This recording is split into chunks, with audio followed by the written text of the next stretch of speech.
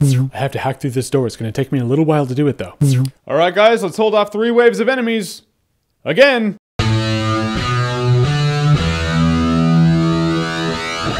Destiny. So Destiny is a first-person shooter MMO type game. This game was so anticipated, it blew everyone's minds. Everyone for a year at least was like, this game is like the hugest launch ever or some shit like that. A game with this kind of day one sales tells me that there are 2 kinds of people in the world. Very disappointed people and people in denial.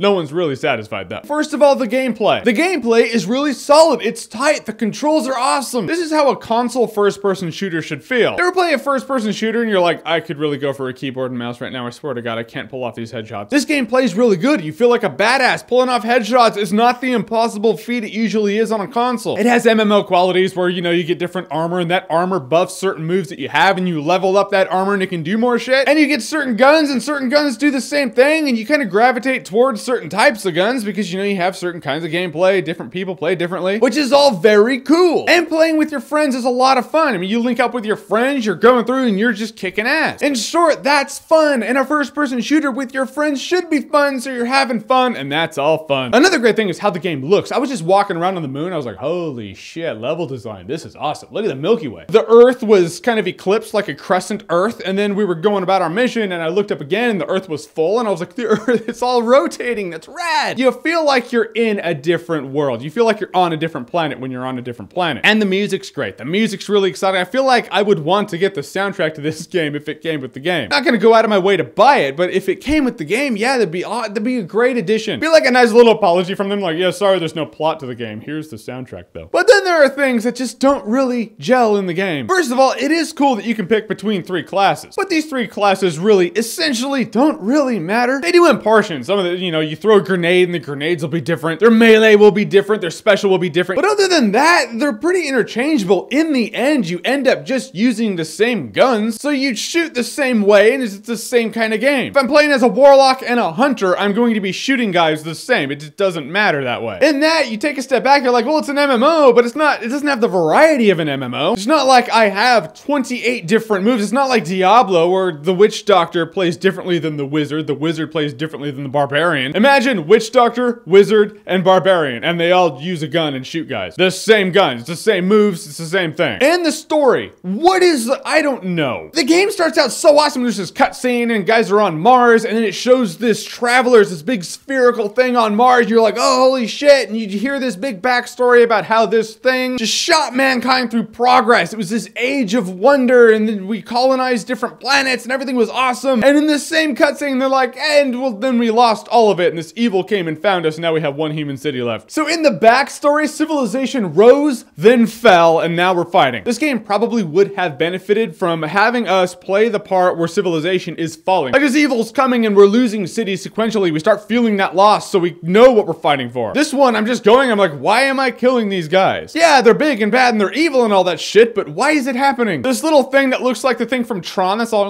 no, remember that thing? It comes, it's voiced by Peter Dinklage. He's like, I've been searching for you for a long time. You've been dead for quite some time, all right? Follow me, we're gonna go to war. You're like, did you just raise me? You raised me from the dead. You just said you did. How long have I been dead? Who am I? Does it matter? Can you resurrect everybody who's ever died? I don't know because the game doesn't tell me. All I know is that I was raised from the dead and now I'm fighting a war. You don't know who the bad guys are other than the fact that they're bad because the sphere is good. So now these guys are bad and they just showed up and they took everything. While we're on the subject, what is the Traveler? Is it like the cube from Transformers? You don't know where it came from, but it causes, you know, hope and life and all that good shit. Is it sentient? Is it the Borg? Did we create it? Was it created by humans? Is it from the future? Is it from the past? Is it a spherical version of the same Traveler that took Wesley Crusher in Star Trek The Next Generation? I don't know. I suppose it's about as plausible as anything else because you just kind of have to jump to your own conclusions and your own motivations because the game doesn't tell you because there is no story. This little ghost thing might as well have just raised you and been like, I've been searching for you for a long time. I raised you from the dead. All right, now let's go farm for gear because that's what we're gonna do. Because that's really the point of the game. That's where the fun is, that you just farm for gear. There is kind of a story. There's deeper explanation of what's going going on and certain things in the game in the form of these little grimoires that you find. But don't get too excited, you can't read them in-game. You have to go to Bungie.net, create an account, link your account, and then you can read them on there. Just have them in-game. Why can't I read them in the game? That is so fucking obnoxious that you have to do. It's about as obnoxious as... Please follow the link below to www.jeremyjahns.com to find out how obnoxious it actually is. Yeah, that's all I'm gonna say about that. Do you feel like you missed out on something? I know, it's dumb. And so much in this game is rinse and repeat. 9 out of 10 times there's a conflict in this game, it happens like this. Little Peter Dinklage voice guy is like, I have to hack through this door. It's gonna take me a little while to do it though. You're like, all right guys, let's hold off 3 waves of enemies because that's going to be the situation. That's the raid, that's the thing. It's really irritating. Bungie was like, after level 20, it's a different game entirely. Well, in the sense that you need to now farm for gear by doing missions you've probably already done before that consist of, hey, I gotta get this door open, give me a second, all right, hold off 3 waves of guys. If that's different, then yeah, I guess. But it's not different, it's not different at all. This game does have merit. Like I said, it's fun to play and it's fun to play with your friends, for sure. But it's not groundbreaking. There is 0 story to the game, which you feel the loss of that more because the game starts out in its intro with a really awesome description as to the universe that you live in, as to the solar system. You experience none of it and you just rinse and repeat your missions. That consists of holding off 3 waves of guys that are pretty much the same among 3 different planets, 4 different planets, 3 planets and a moon. And at this point in the game, I'm at the point where I'm now going to play the game to farm for gear in missions that I've already done so I can farm for more gear and just do the mission again that I've already done 100 times. I'm not supposed to get there so early in the game. Like Diablo 3, after 2.0 patch came out, Reaper of Souls and shit, I was on that forever before I got bored farming gear. If I want to farm for gear, I can do it for free in Marvel Heroes. So in a world where a game has fun gameplay, but a disappointing lot of other shit that's not really revolutionary, I will say I had fun playing Destiny, but in the end, Destiny is worth buying at sale price. If this game costs half as much as it does now, I'd say, yeah, sure, buy it. You'll have a good $25 worth of fun out of it. But buying it right now, no,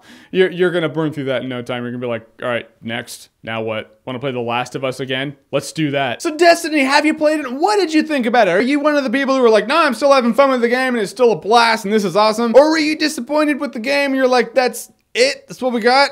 Shit. Whatever your take, comment below, let me know. And as always, if you like what you've seen here and you want to see more, click right here to see more.